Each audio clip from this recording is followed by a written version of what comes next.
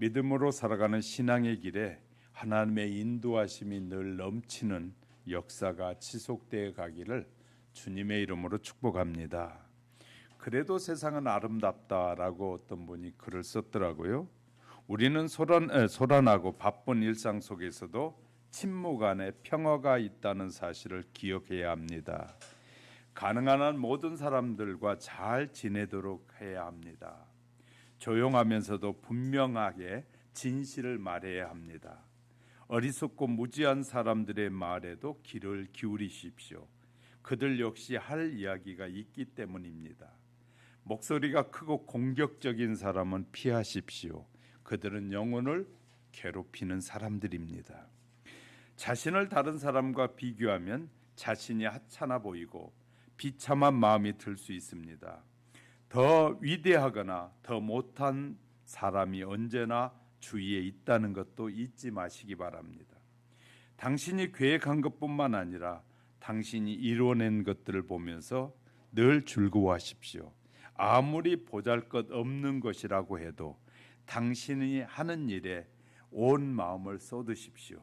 그것이야말로 변할 수 없는 시간 속에서 진실로 소유할 수 있는 것이기 때문입니다. 사업상에도 주의가 필요합니다. 한데 세상은 속임수로 가득하기 때문입니다. 그러나 세상에 미덕이 있는 것도 모르고 지나치시면 안 됩니다. 그리고 당신 본연의 모습을 찾으려고 가식적인 모습을 버리십시오. 또한 사랑에 대한 냉소적으로만 대하지 마십시오. 아무리 몸이 건조해 보이는다 할지라도 이 사랑은 잔디처럼 언젠가는 돋아나기 때문입니다. 나이 든 사람들의 충고를 겸손히 받아들이고 또 나이 든 사람은 젊은이의 생각에 품위 있게 양보도 해 주십시오. 갑작스러운 불행에 자신을 보호하려면 영혼의 힘을 길러야만 합니다. 그러나 쓸데없는 상상으로 스스로를 괴롭히지는 마십시오. 많은 두려움을 피로와 외로움에서 생겨나므로 자신에게 관대해지길 바랍니다. 그리고 하나님의 음성을 듣기를 힘쓰십시오. 당신이 그분을 어떻게 생각하든지 소망이 무엇이든지 시끄럽고 혼란한 삶 속에서도 서로 속이고 힘들고 꿈이 깨어지기도 하지만 그래도 하나님이 계시기에 세상은 아름답습니다 라고 글을 썼더라고요. 상당히 우리에게 시사하는 바가 크다라고 생각됩니다. 하나님이 계시기에 세상은 그래도 아름답습니다.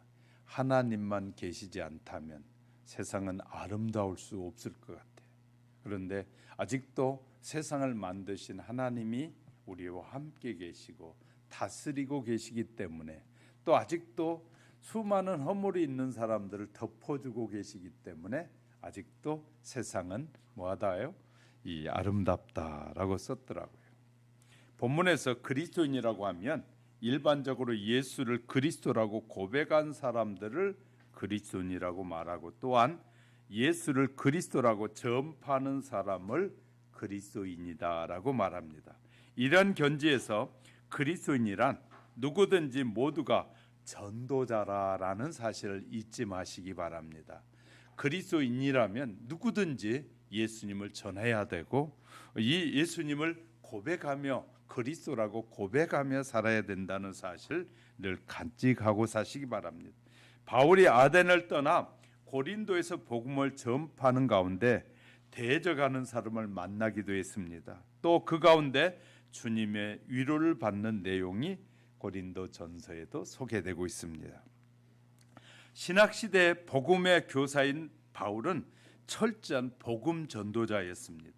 그리고 그것을 위해 무수히 많은 박해와 이 핍박을 받았던 사람이기도 합니다. 전도자라면 필연적으로 받아야 하는 것이 있는데 멸시와 고난이라는 것입니다. 그러나 이러한 가운데서도 성령의 역사는 계속됐고 주님의 위로가 계속되었다는 사실을 우리는 성경을 통해서 알 수 있습니다. 이것이 하나님의 인도하심인가요? 지금 우리의 문제는 코로나19 전염병도 경제적 위기도 아닙니다. 하나님께서는 이 어려움이 빨리 지나고 다시 평안한 때가 오기를 구하기를 원하지 아니하신다는 사실을 기억하셔야 할 겁니다. 이 시기에 필요한, 이런 어려움 때 필요한 것은 어떻게 하면 하나님의 인도함을 받을 수 있을까? 주님이 원하시는 것이 무엇일까에 집중해야 한다는 사실을 기억하시기 바랍니다. 염려와 근심을 주님께 맡기고 지금부터라도 철저히 하나님의 인도함을 받을 뿐만 아니라 인도함을 받고 사는 훈련을 하나님이 하고 계신다는 사실을 배우고 알아가는 이 시간이 되시기를 주님의 이름으로 축복합니다. 첫째, 하나님의 인도를 얼마나 우리는 갈망하고 살아가고 있습니까? 본문 18장에서 하나님의 인도를 받은 바울의 모습은 대단히 감동적으로 나타납니다. 바울이 고린도에서 처음 복음을 전할 때만 해도 크게 두려웠습니다.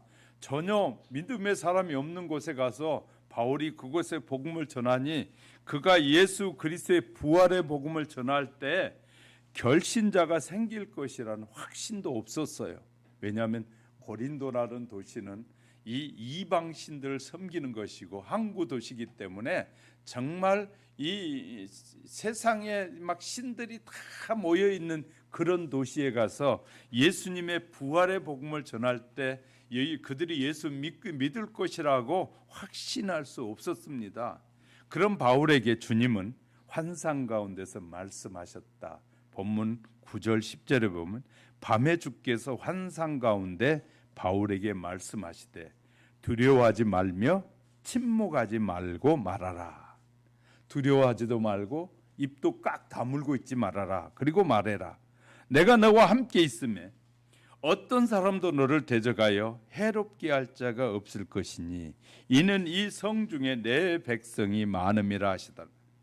이런 하나님의 응답을 받고 마음을 바꿔서 계속 복음을 전했는데 1년 반 동안 이곳에 전하게 됩니다. 마침내 고린도에 교회가 세워지게 됐습니다. 이렇듯 주님의 인도하심만 분명하다면 상황이 아무리 어려워도 방황하지 않게 될 것입니다. 바울이 이러한 태도가 우리에게 정말 필요한데 지금 우리의 문제와 눈앞의 상황만 보고 아무것도 할 수 없는 것 같아서 아무것도 할 수 없으니까 기도도 하지 않는 사람들이 많이 있습니다. 걱정해서도 안 됩니다.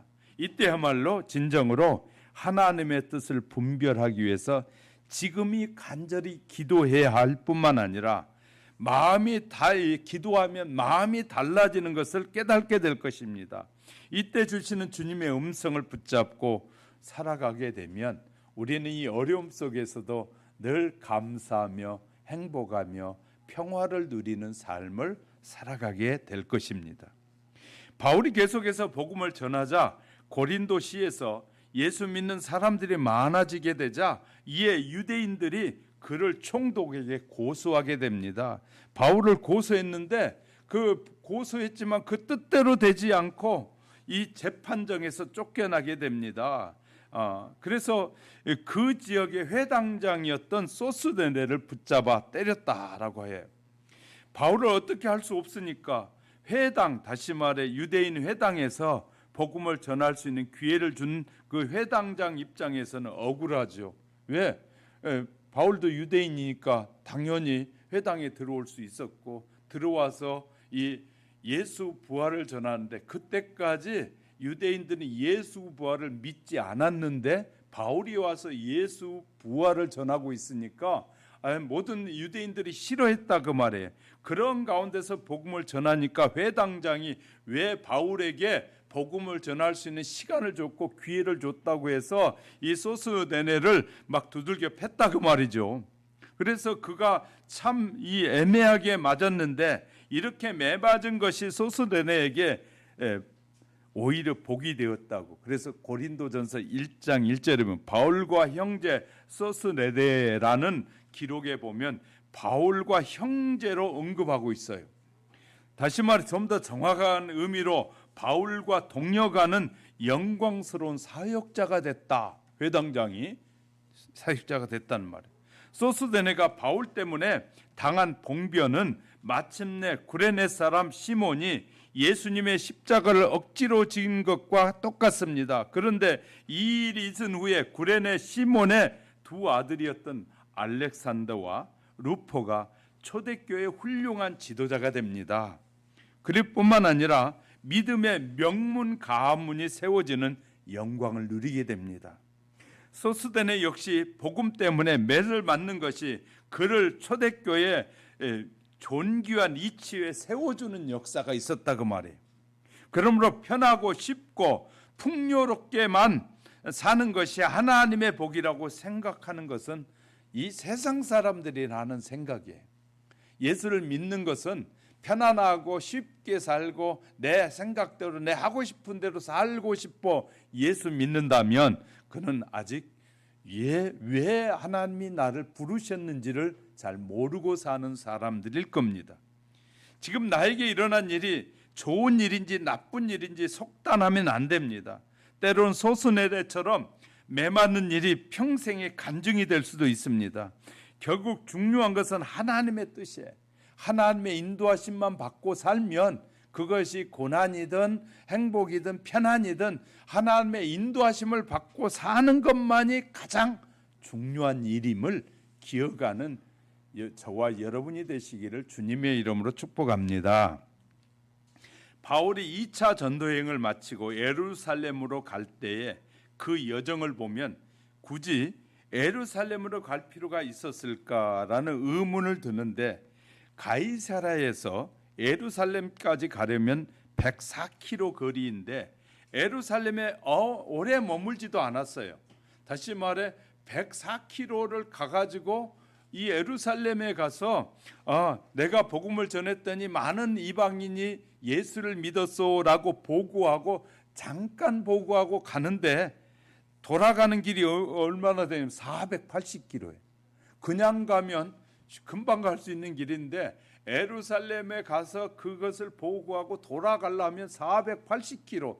지금은 480km 하면 뭐 4시간 5시간이면 가지만 옛날에 그냥 걸어 다닐 때 480km를 가려면 엄청난 먼 거리예요. 그런데 예루살렘에 가서 내가 복음을 전했더니 많은 사람이 예수를 믿게 됐습니다라는 보고만 하고 가는데 100km만 갈 길을 480km를 돌아서 가게 되는. 근데 그것이 다시 말해 제가 뭘 말씀드리려고 하냐면 하나님이 기뻐하신 뜻이었기 때문에 돌아갔다는 거예요. 할렐루야.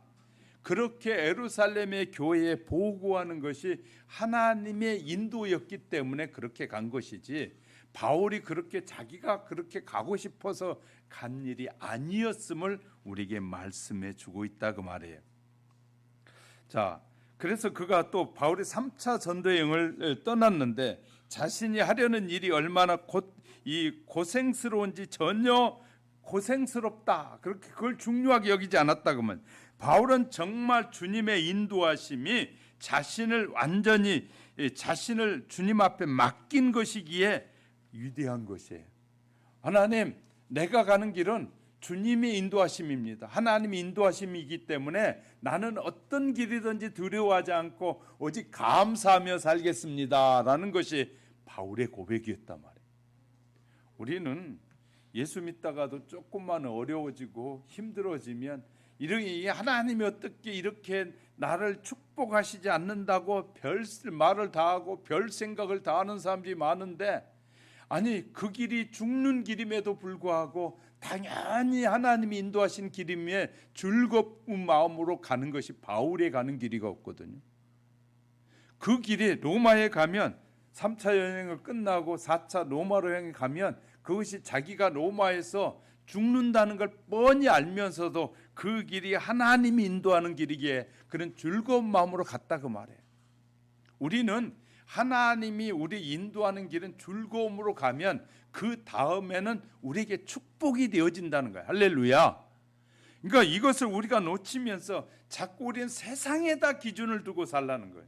자꾸 우리는 세상 사람들이 우리를 보고 있고 세상 사람이 우리를 뭐라고 말하는지에 굉장히 귀를 기울이는데 하나님의 음성에 우리는 귀를 기울여야 돼. 하나님이 뭘 원하시는지, 나에게 어떤 삶을 살기 원하시는지, 내가 지금 풍요롭고 마음껏 즐기며 살 수 있음에도 불구하고 하나님이 그것이 아니라 나를 위해서 핍박 가운데서 즐겁게 살아라면 그 길을 따라가는 것이 주님의 종이란 말이에요. 주님의 일꾼이라는 거예요. 할렐루야. 하나님의 인도함을 받는 사람이라는 거예요. 어떤 연예인들은 아프리카를 돌아가면서 이 기독교 방송을 보는 분들은 알 거예요. 유명한 연예인들이 그 고난의 길을 걸으면서 그들을 만나고 그 연예인이 돼서 그곳에 가서 그들을 안 만나도 되는데 그들은 하나님의 인도함을 받아서 그곳에 가서 그들을 만나고 돌아온 다음에는 자기의 재산을 이 엄청나게 번 돈들을 아끼지 않고 그들을 위해서 막 쓰지고 그러잖아요. 그러니까 하나님의 은혜를 깨달은 사람은 내 것이라고 생각하지 않기 때문에 필요로 하는 사람들이 있으면 아낌없이 그들에게 내어놓고 드린다 그 말이에요. 이것이 하나님의 인도함을 받는 삶이에요. 만일 하나님의 뜻이면 무조건 순종하는 결단을 내린 것이죠. 하나님은 바울 같은 사람은 오늘도 찾고 계셔요. 바울과 같이 이 하나님의 뜻이라면 기쁨과 즐거움도 다 포기하고 말없이 그 주님의 뜻에 순종하는 사람을 지금도 찾고 계시는 것이에요. 지금도 하나님의 뜻이 어디 있는지를 찾고 하나님이 원하시는 것에 기준을 두고 하나님의 뜻이란 무엇인지 하겠다는 자세를 갖는 것이 중요한 요소 중에 하나입니다. 우리가 하나님의 인도하심을 받으려면 인도하심에 대한 갈망이 있어야 되는데 바울이 에베소에서 가이사랴로 가려 할 때 에베소 사람들이 머물기를 요청합니다. 그때 바울은 에베소 사람들의 요청을 거절해요. 이곳에 머무르면서 더 우리에게 복음을 전해주세요라고 말하는데 오늘 본문 21절에 가보면 만일 하나님의 뜻이면 너희에게로 돌아오리라. 만일 하나님의 뜻이면 이것이 바울의 갈망이 무엇인지를 우리에게 대변해 주는 것이에요. 순회 전도의 삶이란 얼마나 불안정하고 힘든 삶인지 몰라요. 계속 걸어다니면서 이곳에 가면 핍박을 받고 저곳에 가 핍박을 받으면서도 또 가서 일을 해가지고 돈을 벌어서 먹을 거 사 먹으면서 복음을 전하는 바울의 삶에서 이곳에 있으면서 우리가 드릴 테니까 사례비도 드리고 우리가 필요한 거 다 드릴 테니까 여기 계시면서 그냥 우리에게 복음을 전해주세요 하는 이 말에 그것이 하나님의 뜻이라면 내가 돌아오리라. 그러나 하나님의 뜻이 아니면 내가 돌아올 수 없다 그 말이거든. 이건 매우 중요한 의미를 우리에게 전해주고 있어요. 누구에게나 긴 여행은 쉽지 않습니다. 처음에 여행은 즐거워요. 그런데요, 여행이 길어지잖아요. 그러면 돌아가고 싶어지는 거예요. 고향에 쉬고 싶어지는 거예요. 여행이라는 건 쉬운 길이 아닙니다. 너무 많은 사람들이 며칠 다녀오고 잠시 다녀오는 여행은 즐겁죠. 그런데 긴 여행이란 그렇게 쉬운 길이 아니에요.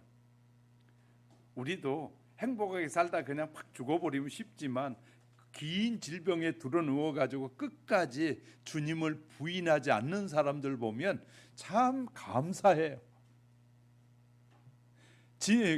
그 긴 질병이 효자도 없고 효녀도 없잖아요. 그럼에도 불구하고 긴 질병 가운데서 목숨을 유지하면서도 주님을 부인하지 않고 목사님 기도해 주세요라고 그 고난 가운데서 목사님 기도해 주세요 하고 그 말할 때 목회자의 마음에 뭉클하는 것이 느껴지는 거예요. 왜?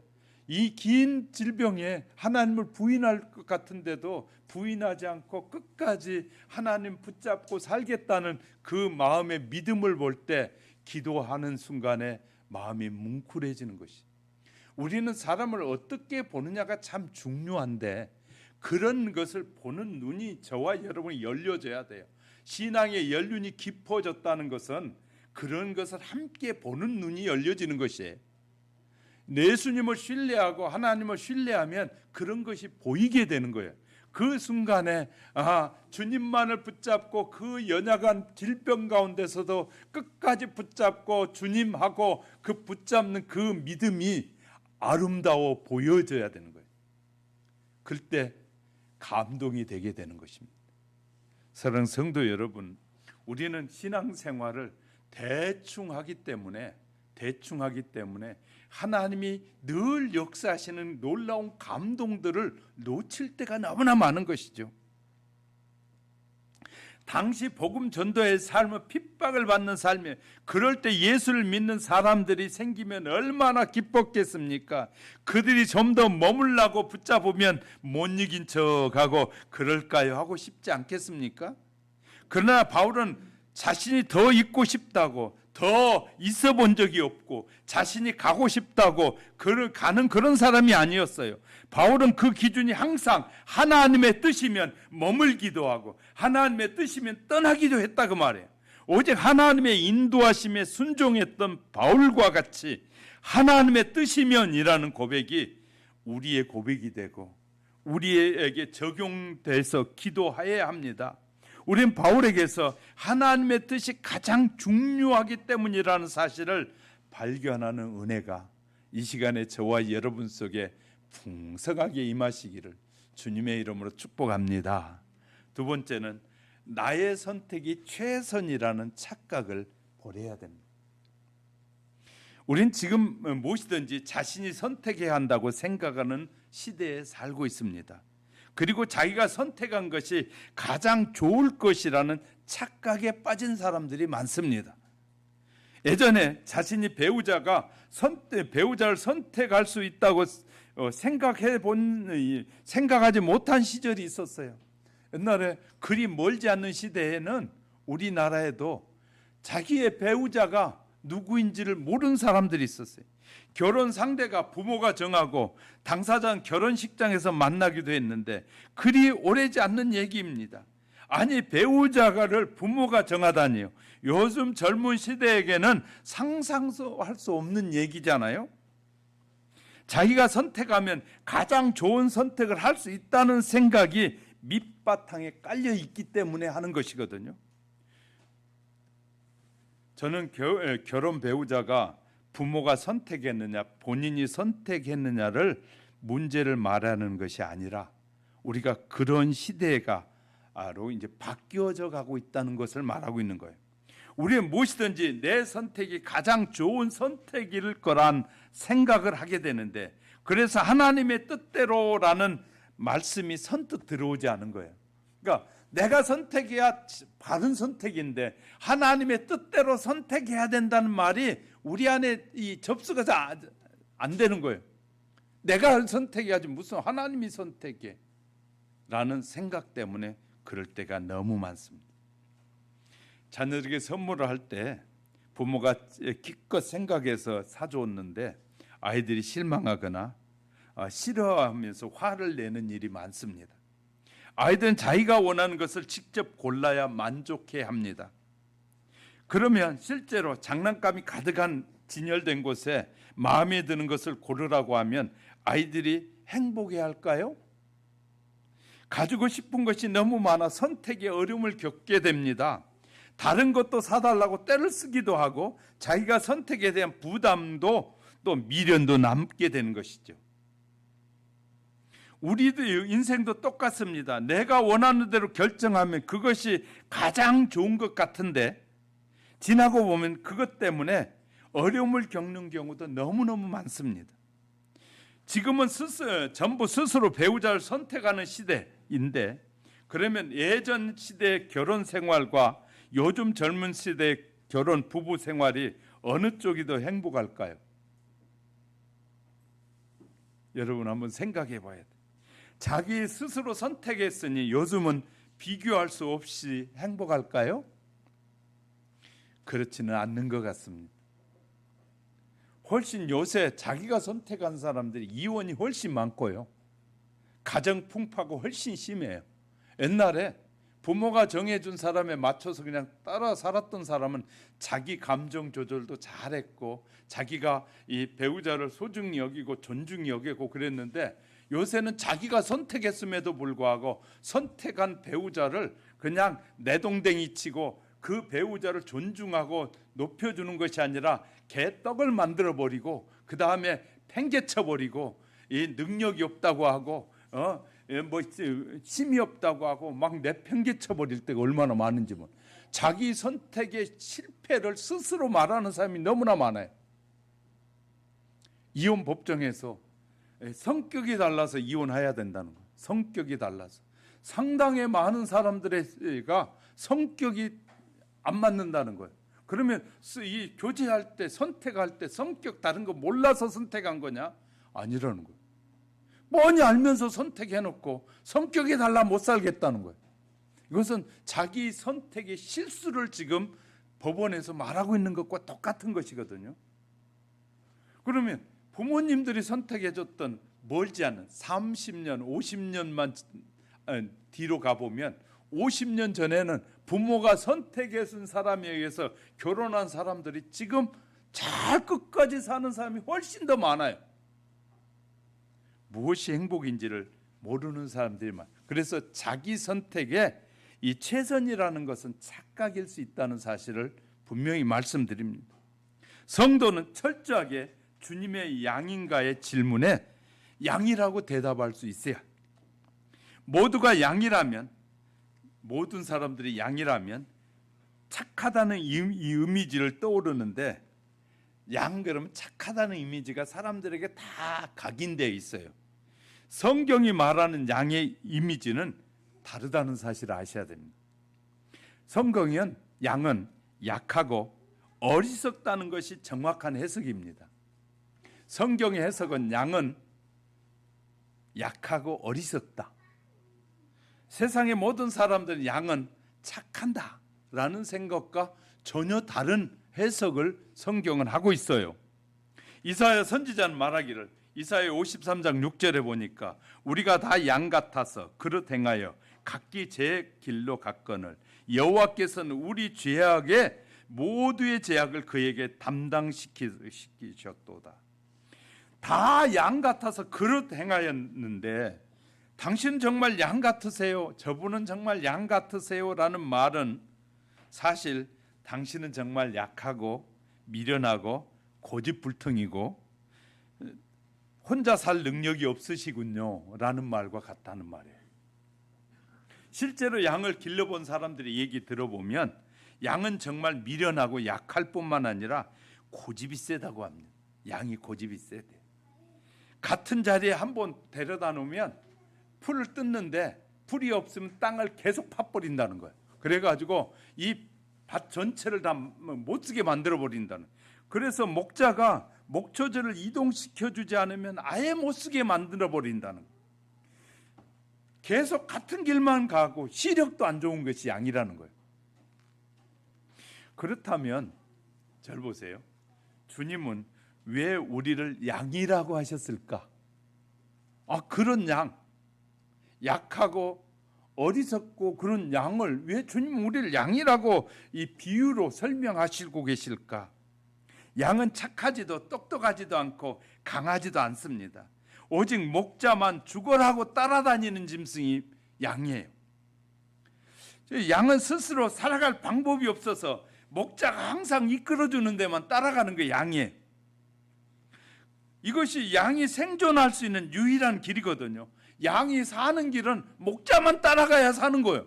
그곳에 있으면 오래 가지 못해서 먹을 것이 없고 그 땅을 파봐야 나온 것이 없으니까 죽을 수밖에 없어요. 목자와 떨어지면 양은 죽습니다. 그러므로 주님의 양인 사람은 나는 예수님 없으면 죽는다라는 마음으로 사는 사람이란 뜻이에요. 이해되셨으면 아멘. 난 주님 없으면 죽어요 하는 것이 주님의 양이라니까요. 저와 여러분은 예수님이 없으면 전 죽습니다 라고 고백하며 사는 것이 저와 여러분이. 우린 주님의 양이 되어가는 삶을 사는 것인데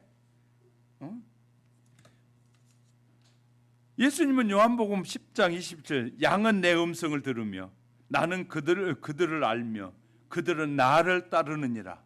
우리는 이 말씀대로 살아야 된다는. 예수님이 목자이고 나는 양이니 우리가 주님의 음성을 듣고 따라 살면 지금 이 시기가 평생 하나님이 이렇게 축복해 주셨어. 내 삶은 하나님의 인도하심을 따라 살았던 삶이야 라고 간증할 수밖에 없다고 말해요. 할렐루야. 주님께서 친히 놀라운 약속을 해주셨어요. 요한복음 10장 28절 29절에 내가 그들에게 영생을 주노니 내가 그들에게 영원히 멸망하지 아니할 것이요 또 그들은 내 손에서 빼앗을 자가 없느니라.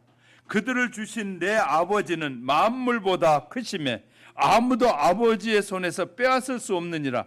주님이 우리를 양이라고 말씀하신 이유는 하나님의 손에서 우리를 빼앗아가는 존재가 있다는 거예요. 그러니까 하나님의 손에서 빼앗아갈 존재가 있는데 이 예수님을 통해서 하신 약속은 뭐냐면 하나님의 손에서 빼앗아갈 자가 없도록 하나님이 지켜주시겠다는 거예요. 주님을 믿으면.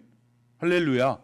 예수님을 믿으면 하나님의 손에서 빼앗아갈 자가 누구도 빼앗아가지 못하도록 해주신 분이 예수님이라고 말하고, 주님이 우리를 양이라고 말씀하신 이유는 하나님의 손에서 빼앗아가, 그러니까 양인 우리는 우리 있는 힘을 다해서 목자를 따라다녀야 하고, 그렇게 하면 우리는 어떤 상황에서도 안전하다는 거예요.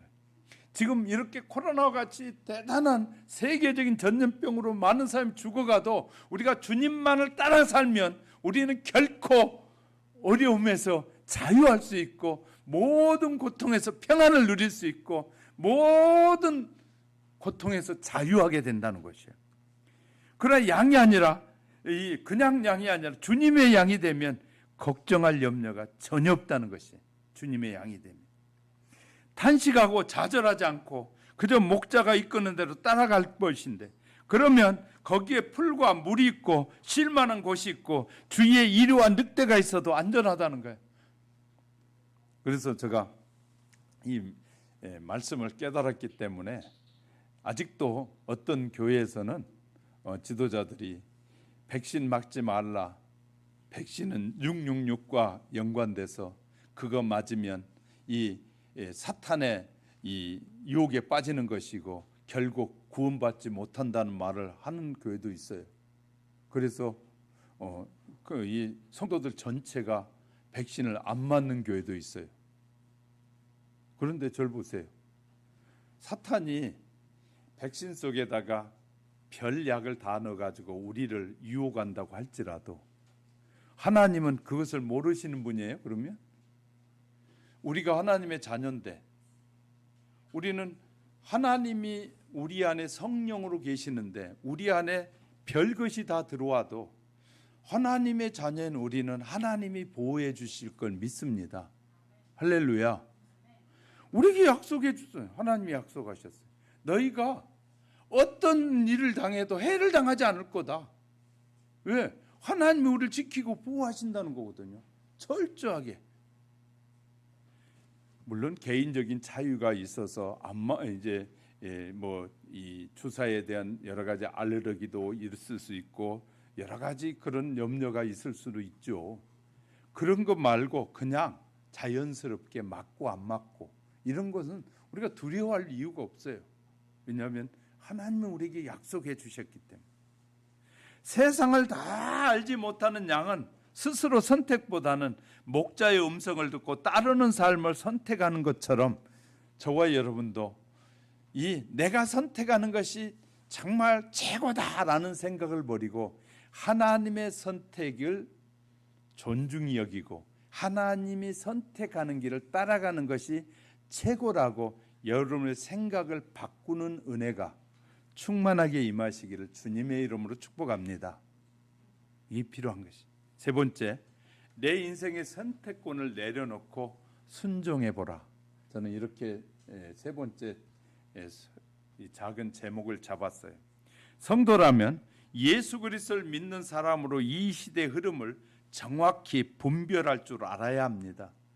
예수를 믿는 설교를 잘 듣는 사람은 세상의 흐름을 잘 알게 돼요. 설교를 자꾸 들으면서 성경을 읽게 되면 이 세상이 어떻게 흘러가고 있고 종말의 때가 어떻게 다가오고 있는지를 알게 되는 것이에요. 지금 정통 유대인이 아니고 예수 믿는 사람이 아니고 이 가짜 유대인들이 세상을 지배하고 있어요. 지금은 가칭 유대인이라고 그래요. 그들이 세계의 경제를 잡고 있고 세계의 모든 것을 흔들고 있는 사람들이 가칭 유대인이에요.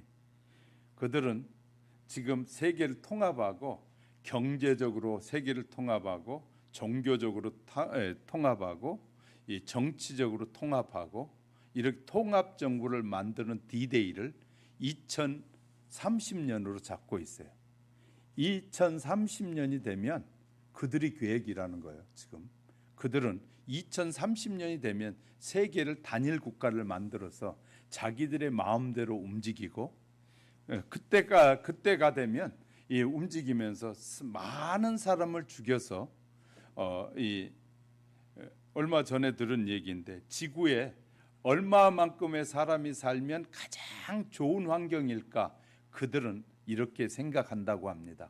지구 현재 우리가 살고 있는 지구에는 5억 명만 살면 참 편안하고 한 5km, 10km 가도 사람들을 만나고 막 거칠고 서로 다투고 그럴 일이 없이 너무 이 환경을 잘 마련해놓고 살아갈 수 있는 인구가 5억이라고 그래.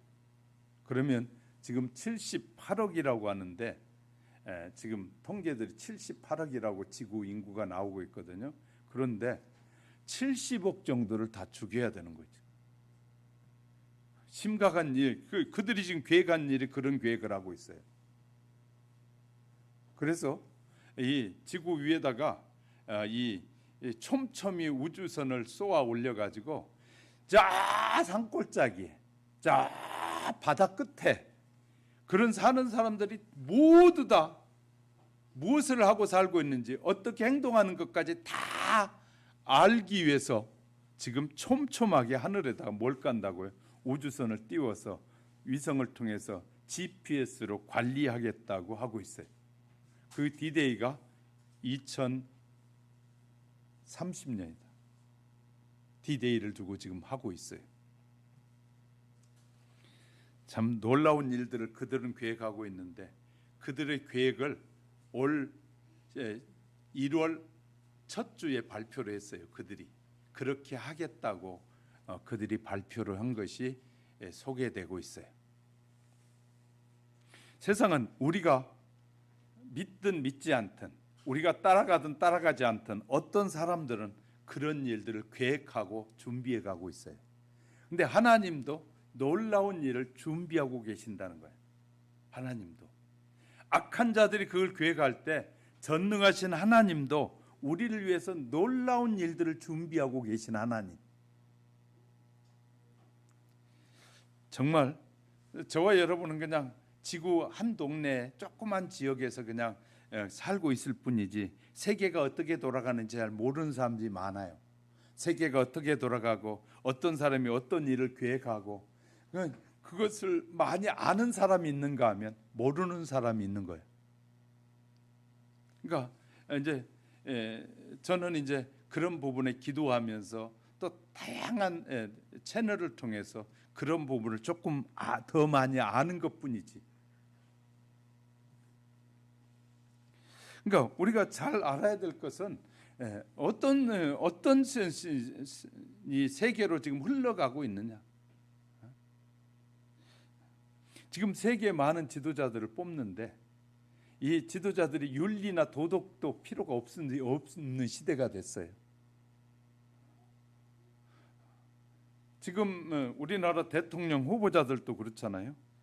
세상에 자기 형님이나 형수한테 별소리를 다 하고 쌍욕이라는 욕을 다 하고 또 그 마누라도 그랬다고 그러네.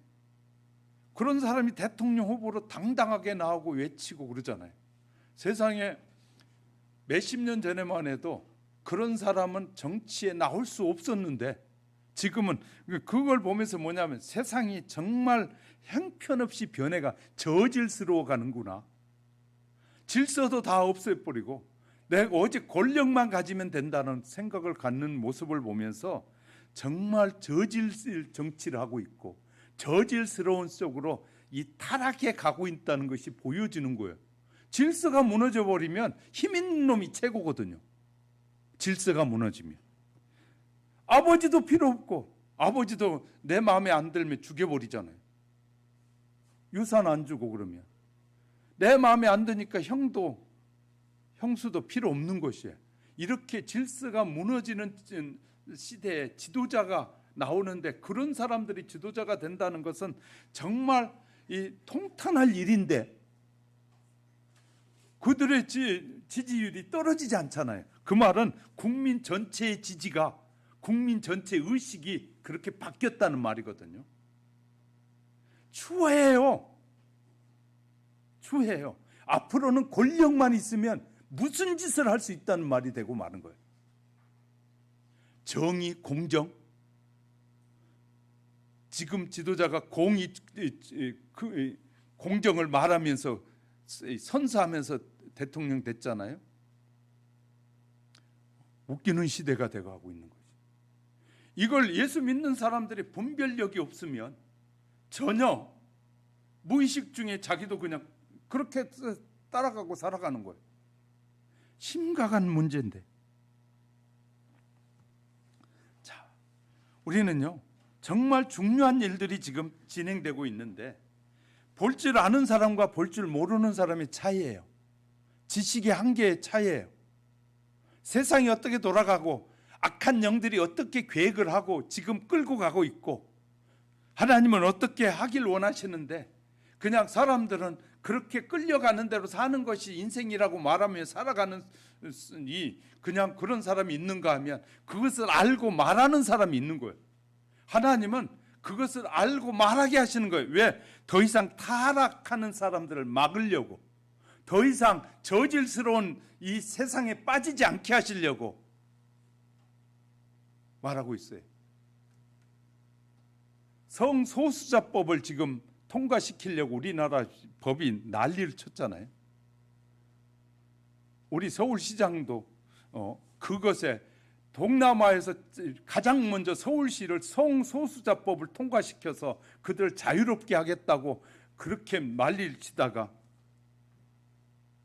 지금 그가 어떻게 죽었느냐? 자살했다고 말하는데 대부분 자살이라고 말하지 않아요.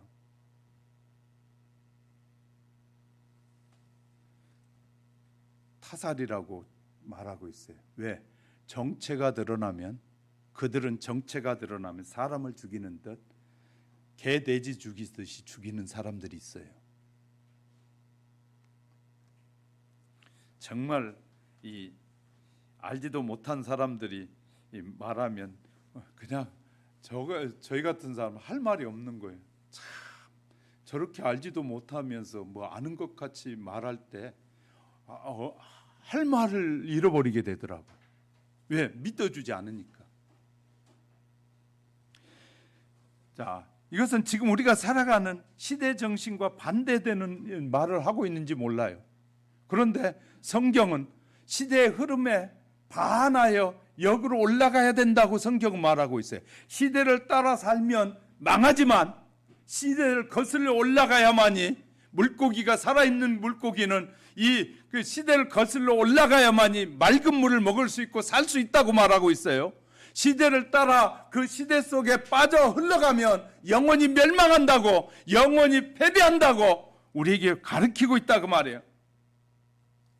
우린 자기가 원하는 대로 되기를 갈망하고 하나님은 그것을 도와주시는 분으로 여길 때가 많아요. 사실 저도 하나님의 뜻을 순종하기보다는 나의 소원대로 됐으면 좋겠다는 생각을 할 때가 있었어요. 많이 있었어요.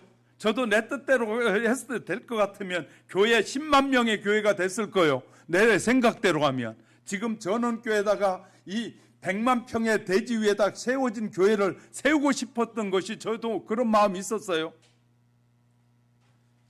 처음엔 하나님의 뜻대로 사는 것이 고생길 같고, 하나님은 언제나 싫어하는 거 하라고 하고, 하고 싶은 것 하지 말라고 하고, 그래서 인색한 분 같고, 까다로운 분 같고, 잔인한 분 같고, 성경에 어떤 사람들은 성경이 읽다가 하나님은 잔인한 하나님이라는 거예요. 왜냐하면 그냥 하나님을 거역하는 자들은 잔인하게 죽여버리니까 잔인하신 분 같고 이해하기 어려운 하나님이라고 생각했어요. 그런데 어느 날 주님은 갑자기 이렇게 말씀하시는 거예요. 내가 무엇을 알기에, 너는 무엇을 알기에 무엇이 안 되고 그토록 그런 것을 갈망하느냐고. 그 길을 가면 너는 그 길 속에 멸망이 있는 것이고, 그 길은 네가 원하는 그 길은 결국 패망의 길이고, 네가 가려고 하는 그 길은 영원한 생명이 없는 길인데, 그 질문 앞에 비로소 깨닫게 되는 거예요. 아, 헛된 생각이구나. 내 생각은 결국 나를 멸망시키고 나와 함께하는 모든 사람들 멸망시키는 길을 가는 것이구나. 깨닫게 하시는 거예요. 정말 중요한 질문 아니겠습니까? 그래서요, 내 눈에 좋은 대로 고집하는 일이 어리석은 생각이 들고, 내 뜻이 이루어지게 해달라고 기도를 포기하게 되는 것이, 그 길을 가면 어떤 길이 되겠구나를 알게 되면 내 뜻대로 살게 해달라는 기도가 자연적으로 내려놓을 수밖에 없게 되는, 진정한 지혜는 하나님의 뜻이 이루어지는 것이지 내 소원이 이루어지는 것이 아니란 말이에요. 하나님이 좋으신 분임을 깨닫고 그 주님이 나와 함께 계신다는 믿음이 생기자 어느덧 내 소원도 주님이 원하신 대로 사는 것이 되고 말았어요. 이보다 더 놀라운 지혜가 어디 있겠습니까? 문제는 어떻게 하면 하나님의 뜻을 알 수 있느냐예요. 이 질문 앞에 너무 해답이 간단해요. 절 보세요. 어떻게 하나님의 뜻을 알 수 있을까요? 순종하면 알게. 하나님의 말씀에 순종하면 알게 돼. 뜻을 알게 되는 거예요. 주님은 우리에게 하나님의 뜻을 얼마든지 말씀해 주고 계십니다. 하나님은 우리를 괴롭히고 골탕 먹이려고 하나님의 뜻을 감추시는 분이 아니라는 겁니다. 우리가 그것을 찾나 못 찾나 시험하는 분도 아닙니다. 예수님이 이렇게 해서 어떻게 해서든지 우리에게 하나님의 뜻을 가르쳐 주시려고 최선을 다하고 생명을 다하셨어요. 우리가 드리는 예배, 성경 공부, 기도하는 가운데 모두에게 늘 들려주시는 하나님의 뜻이 있어요. 이미 알고 있는데 그 말씀에 즉시 순종하지 못해서 방황하고 있음을 우리 깨닫게 됩니다. 하나님의 뜻을 깨닫고 이제 순종할 일만 남았으니 결단만 하면 됩니다. 정말 그렇습니다. 우리의 삶을 향한 하나님의 뜻은 절대로 어렵지 않습니다. 성경을 펼쳐서 매일 진지하게 말씀을 묵상하고 그 말씀을 내게 이루어지길 기도해 보십시오. 그러면 하나님이 나에게 원하신 것이 무엇인지를 알 수 있습니다. 우리의 문제는 하나님의 뜻을 아는 것이 아니라 이미 아는 하나님의 뜻에 순종하는 것입니다. 지금 깨달아지고 아는 말씀에 먼저 순종하는 삶이 필요한 겁니다. 우리 창세기에 나온 요셉이 애굽의 총리가 되어서 아버지 야곱을 장사 지내기 위해서 가나안 고향의 집으로 잠시 돌아간 적이 있습니다. 그때 요셉이 과거에 자신이 던져뒀던 그 광야의 구덩이를 지나갔다는 유대 전승이 이렇게 소개된 얘기가 있어요. 사실 요셉에게 그 구덩이는 다시 가보고 싶지 않은 곳입니다. 형들이 자신을 죽이기 위해서 파놓은 놓은 그 구덩이가 아닙니까? 어쩌면 밤마다 그 구덩이에 살려달라고 소리치는 꿈을 꿨을지 모릅니다. 정말 생각하고 싶지 않는 과거이자 마음에 엄청난 상처를 남긴 구덩이입니다. 그런데 요셉은 그 구덩이를 향해 축복하고 하나님께 감사 기도를 드렸다는 거예요. 유대 전승에 나온 요셉이 그 구덩이를 보면서 감사했다는 거예요. 하나님, 내가 이 구덩이에 들어간 것을 감사합니다. 형들이 나를 이 구덩이에 던진 것을 감사합니다 하고 축복했다는 거예요. 그 구덩이에 던져졌기 때문에 자신이 지금 애굽의 총리에 오를 수 있었고, 그 구덩이에 빠져 끔찍한 밤을 보냈기 때문에 온 가족을 환난에서 구원해낼 수 있었다는 것이, 여러분, 하나님의 뜻으로 사는 것이 지혜로운 삶입니다. 할렐루야. 주님이 원하시는 기도는 어떤 기도일까요? 예수원을 설립했던 고 대천덕 신부는 가르치는 은사가 있었다고 합니다.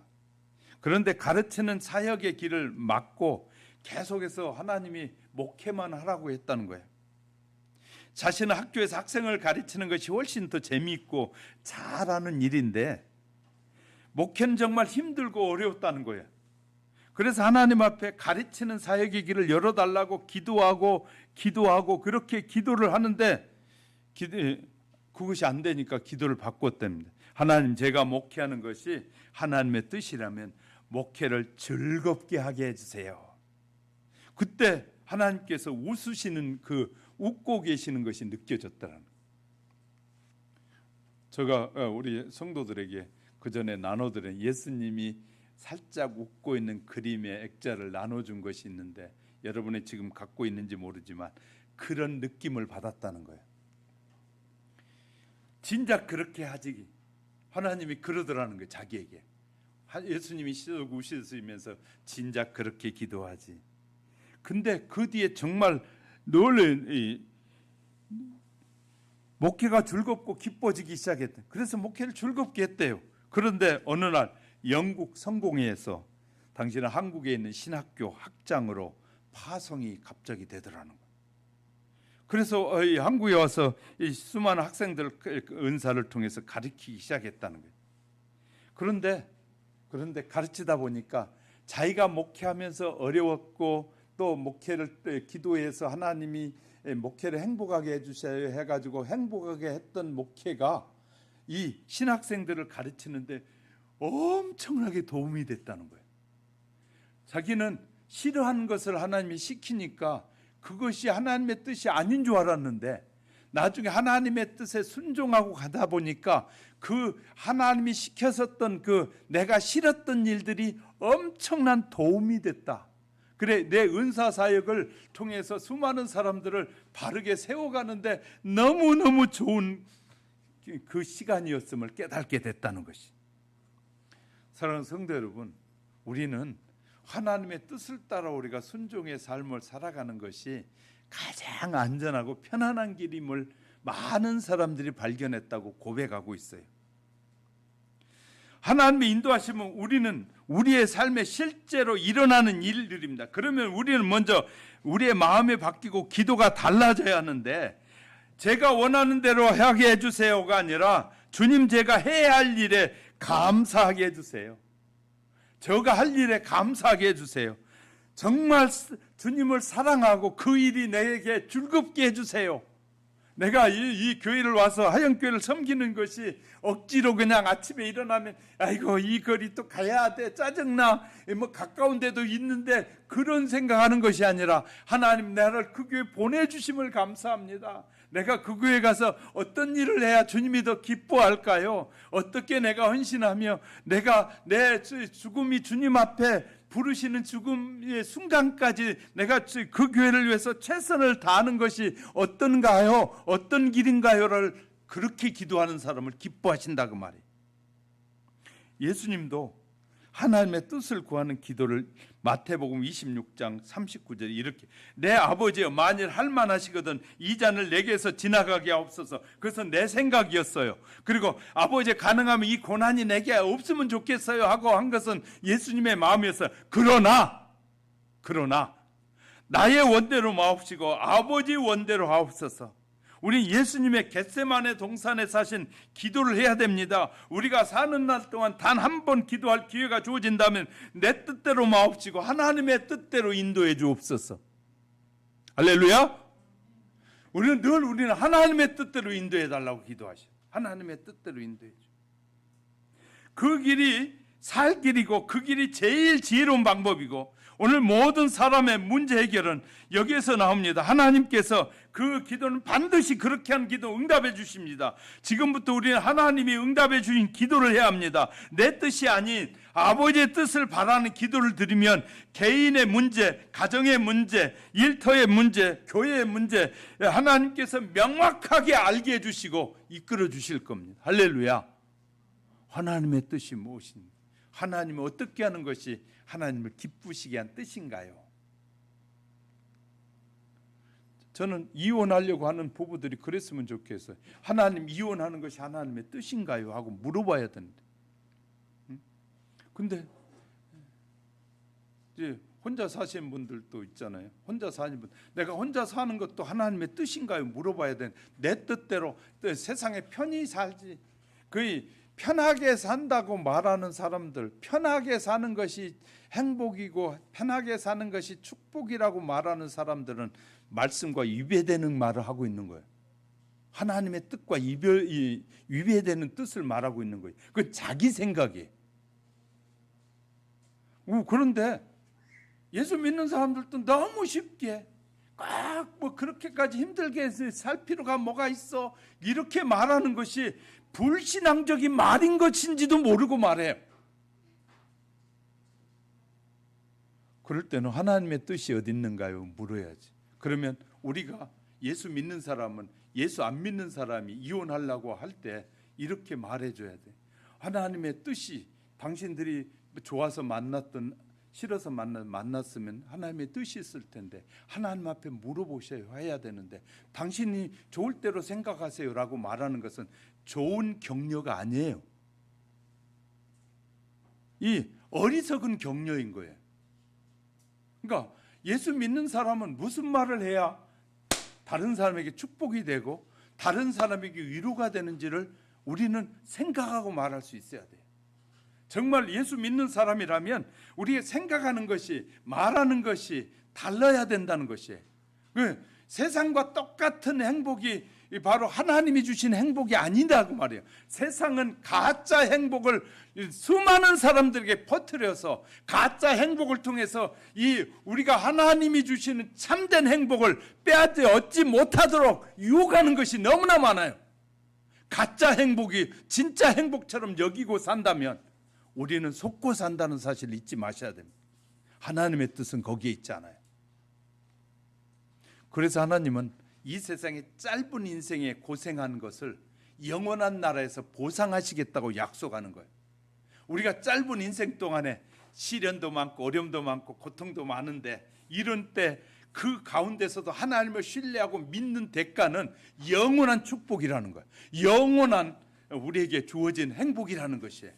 영원한 평화가 우리에게 주어져 있다는 거예요. 그래서 짧은 시간에 하나님의 나라에 대한 믿음을 갖고 살아가는 저와 여러분은 정말 하나님이 부르신 것에 대한 이 부르심에 대한 이 기쁨이 저와 여러분 속에 있어야 돼. 사랑하는 우리 하영교회 성도 여러분, 저는 여러분에게 성경이 말하고자 하는 것을 가능하면 말하고자 애쓰는데 다양한 것을 끌어서 이해시키려고 하고 있다는 것을 기억하시기 바랍니다. 자, 하나님의 인도하심이 늘 여러분 속에 발견되는 지혜가 있기를 주님의 이름으로 축복합니다. 말씀 정리합니다. 여러분의 삶의 문제는 오직 주님께 온전히 맡기십시오. 문제에서 그럼 벗어나게 되고 축복된 삶이 될 것입니다.